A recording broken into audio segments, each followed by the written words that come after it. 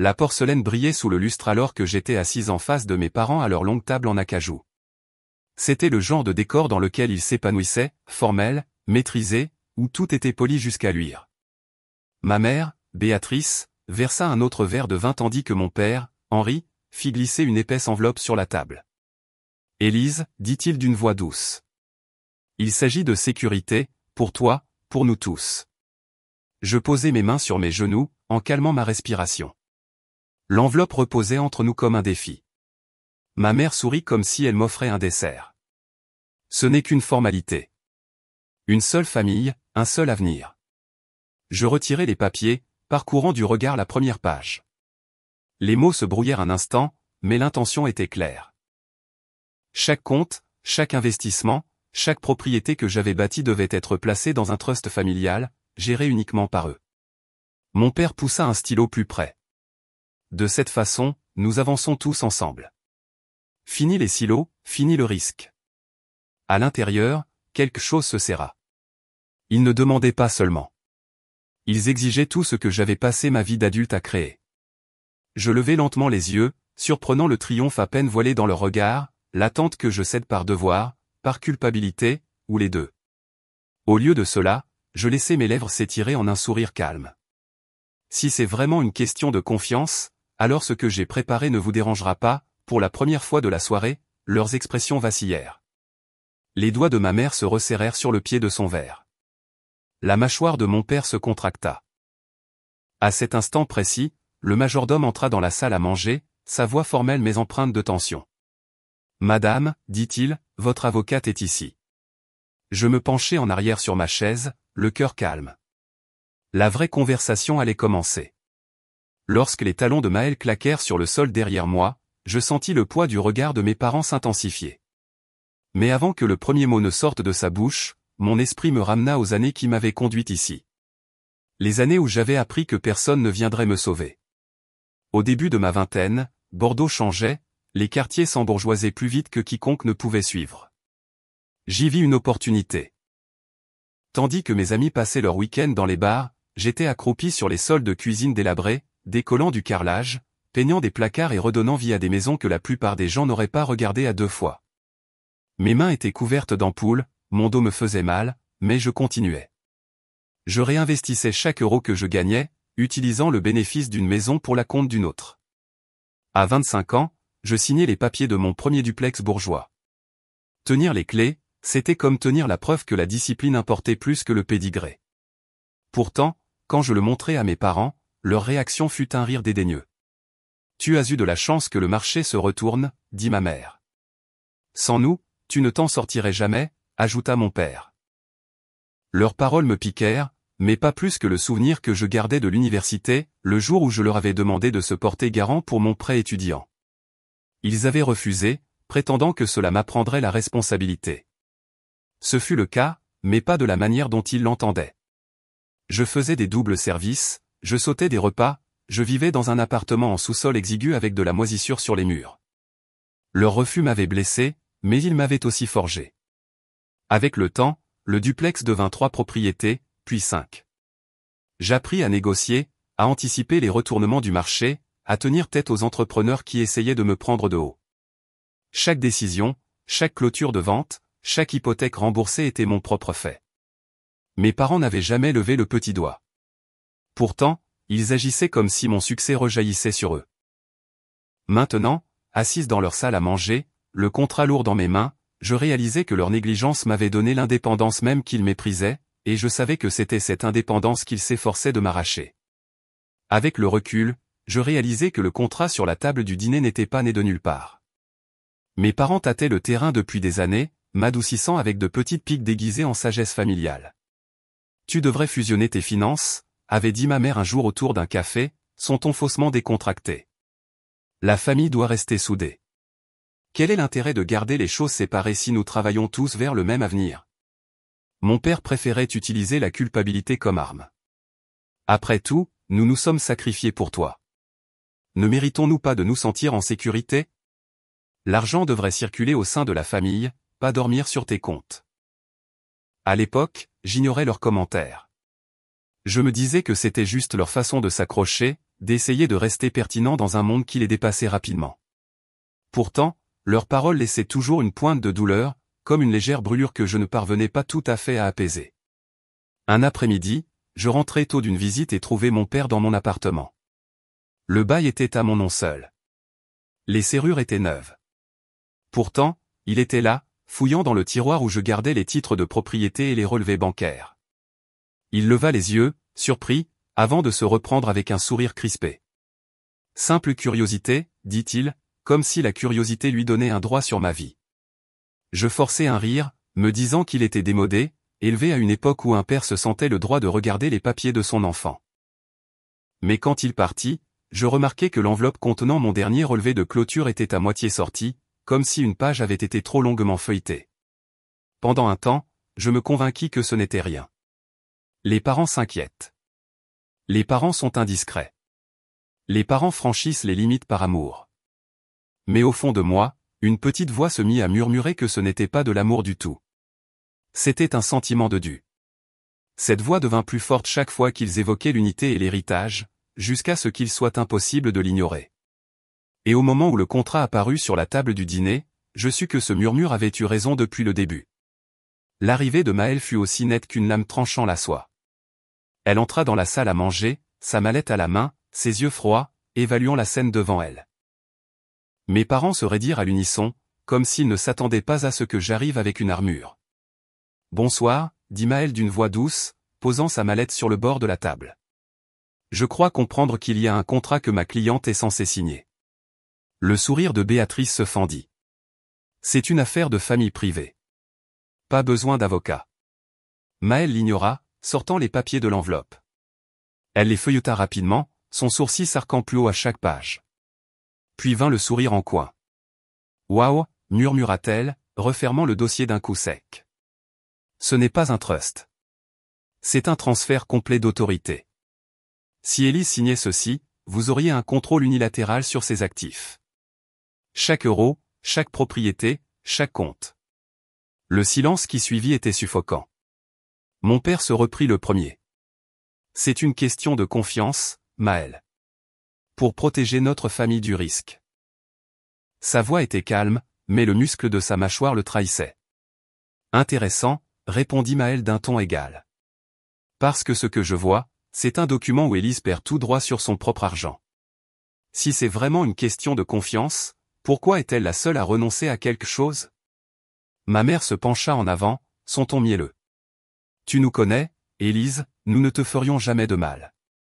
Ce n'est qu'une formalité. » Je m'adossai, les mains sagement croisées sur mes genoux. Le contrat reposait sur la table entre nous, symbole de tout ce qu'ils pensaient pouvoir exiger. Je sentais leurs yeux peser sur moi, me suppliant de craquer, de céder, de signer. Au lieu de cela, je les regardais droit dans les yeux et laissais ma voix fendre l'air comme du verre. Nous en avons fini pour ce soir. Pour la première fois de ma vie, je vis quelque chose de rare dans les expressions de mes parents. Pas de contrôle, pas de confiance, mais de la peur. Elle vacilla sur leur visage avant qu'ils ne la masquent.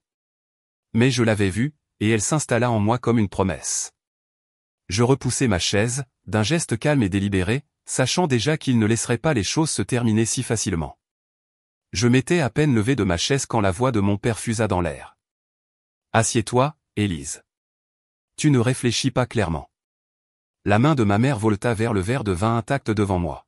« Il y a quelque chose que tu dois entendre d'abord, » dit-elle, son ton plus doux que je ne l'avais entendu de toute la soirée. Quelque chose qui change tout. Contre mon gré, je me rassis doucement. Maëlle se tenait derrière moi, les bras croisés, sa présence un point d'ancrage solide. Mon père joignit ses doigts en clocher et me fixa d'un regard mesuré. Le domaine de Kervadec en Bretagne, commença-t-il, est bloqué en homologation depuis des années, mais la procédure touche à sa fin. Nous sommes sur le point de reprendre le contrôle total de la propriété et de ses actifs. Il vaut plus que tu ne peux l'imaginer. Béatrice se pencha, son sourire acéré mais enrobé de chaleur. Et bien sûr, tu es notre fille. Tu en bénéficieras autant que nous. Mais l'unité est essentielle. Les tribunaux des successions apprécient la stabilité. Les familles qui se déchirent. Eh bien, disons simplement que les juges ne voient pas le chaos d'un bon œil. La suggestion était sans équivoque. Signer le contrat, prouver ma loyauté, et je serais accueilli dans le cercle de l'héritage. Refuser, et je serais rejeté. Un instant, je les laissais parler, leurs mots coulant comme du miel sur du poison. Ils dépeignaient le domaine comme une forteresse d'histoire et de patrimoine, quelque chose qui m'appartenait de droit, si seulement je renonçais à mon indépendance. Mais sous le vernis, je voyais la vérité. Le domaine en Bretagne n'était pas un cadeau. C'était une laisse. Ils me voulaient attaché, lié non seulement par le sang, mais par le papier et le stylo. Ma fortune était devenue leur monnaie d'échange, et le soi-disant héritage était l'appât. Je jetai un coup d'œil à Maëlle. Elle ne parla pas, mais ses yeux me dirent qu'elle comprenait. Il ne s'agissait pas de patrimoine. Il s'agissait de contrôle. Le regard de mon père se durcit, un orage se formant derrière sa façade calme. Sans nous, dit-il sèchement, tu perdras tout. Je redressai le dos, calmant ma respiration. L'ironie faillit me faire rire. Il ne m'avait rien donné. Et maintenant, il menaçait de tout prendre. Maëlle posa une main sur mon épaule, un rappel silencieux que nous n'en avions pas fini. Et je sus alors que la seule façon d'avancer n'était pas seulement de défendre ce que j'avais construit, mais de découvrir jusqu'où allait leur désespoir. Après ce dîner, je sus que la discussion ne mènerait nulle part. Mes parents ne négociaient pas. Ils me mettaient au pied du mur. Alors, dès le lendemain matin, j'engageai un détective privé. Il s'appelait Luc Mercier, un homme réputé pour trouver des vérités que les gens s'efforçaient d'enterrer. Il travailla vite. En une semaine, il déposa un épais dossier sur le bureau de Maëlle, et nous le parcourûmes ensemble. Chaque page était une fenêtre sur la vie que mes parents avaient cachée. Le domaine en Bretagne qu'ils avaient fait miroiter devant moi. Il était hypothéqué jusqu'à la garde. En garantie de prêts qu'ils avaient contractés au cours de la dernière décennie. La grande image de richesse qu'ils arboraient, meubles anciens, galas de charité, élégance étudiée, n'était qu'un mirage. Derrière se cachaient des années de dépenses irréfléchies, rafistolées par des emprunts désespérés. Mais le pire coup vint vers la fin du dossier. Une demande pour une nouvelle ligne de crédit à mon nom. Ma signature avait été falsifiée, mais avec soin par quelqu'un qui m'avait vu signer des documents d'innombrables fois. Je fixai la page jusqu'à ce que les lignes se brouillent, la rage et l'incrédulité me dévorant. Je pensais au petit livret d'épargne qu'il m'avait ouvert quand j'étais enfant. Je me souvins de mon père me soulevant jusqu'au comptoir du guichetier, me disant que j'apprenais la responsabilité. À l'époque, je les avais crus. Maintenant, en regardant le document falsifié, je réalisais qu'il ne m'apprenait pas du tout la responsabilité. Il s'apprenait à y avoir accès. La voix de Maëlle me tira de ma torpeur. Ce n'est pas seulement de la manipulation, Élise. C'est de la fraude, et c'est criminel. La trahison semblait plus lourde que le papier dans mes mains. C'étaient les gens qui m'avaient élevé, qui prétendaient savoir ce qui était le mieux pour moi. Maintenant, ils volaient non seulement mes comptes, mais l'identité même que j'avais construite sans eux. Je posai le dossier et forçai mes mains à se détendre. S'ils avaient franchi cette ligne, il était impossible de savoir jusqu'où ils étaient prêts à aller. Et je savais que la prochaine étape était de confronter non seulement leurs dettes, mais la logique tordue qui justifiait tout cela. La ligne de crédit falsifiée me hanta longtemps après avoir quitté le bureau de Maëlle. Ce n'était pas seulement l'acte en lui-même. C'était ce qu'il révélait. Tard cette nuit-là, allongé, éveillé, mon esprit revint à des souvenirs que je n'avais jamais remis en question jusqu'à présent. Quand j'avais 10 ans, j'avais supplié pour des leçons de piano. Mes parents avaient refusé, me disant que je devais apprendre la discipline sans indulgence. Quand j'avais demandé de l'aide pour mes dossiers d'inscription à l'université, ils m'avaient repoussé avec un sermon sur l'indépendance.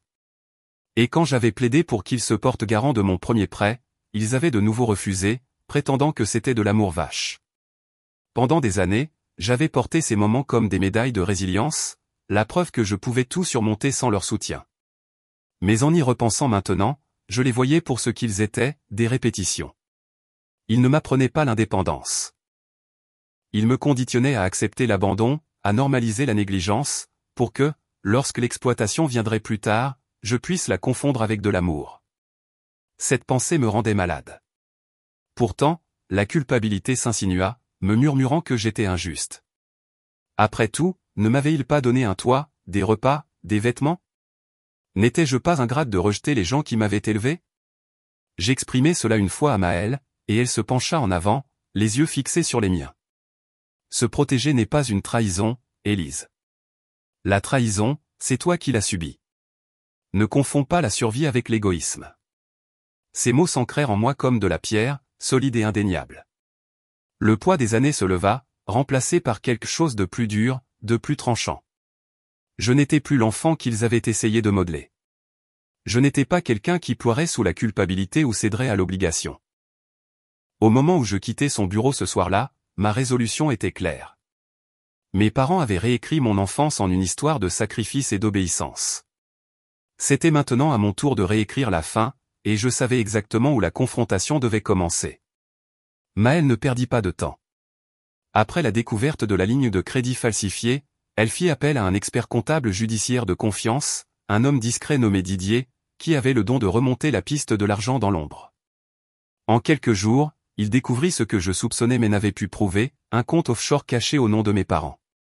Les relevés étaient stupéfiants.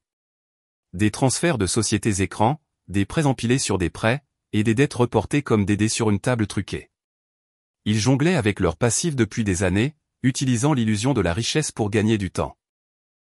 La vérité était simple, sans une injection de liquidité, leur empire s'effondrait déjà, et la bouée de sauvetage qu'ils avaient choisie, c'était moi. Le bureau de Maëlle devint une salle de guerre. Elle rassembla les preuves dans un dossier clair et dévastateur: fraude, tentative de falsification, coercition, chaque section irréfutable. Chaque page, un clou dans le cercueil de leur performance de nobles bienfaiteurs. Mais je savais que les faits seuls ne suffiraient pas.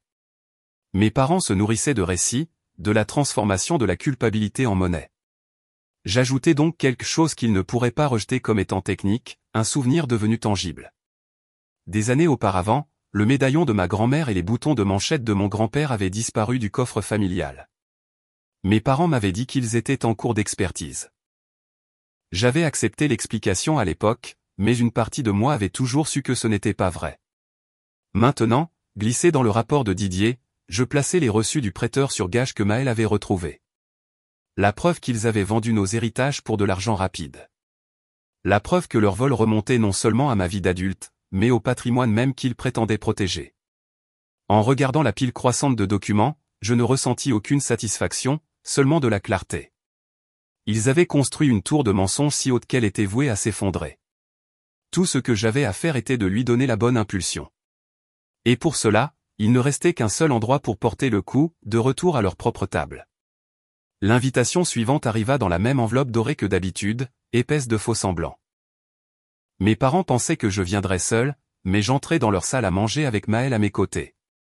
La table était dressée avec du cristal et de l'argenterie, mais sous l'éclat, je pouvais sentir la tension oppressante comme l'humidité avant un orage.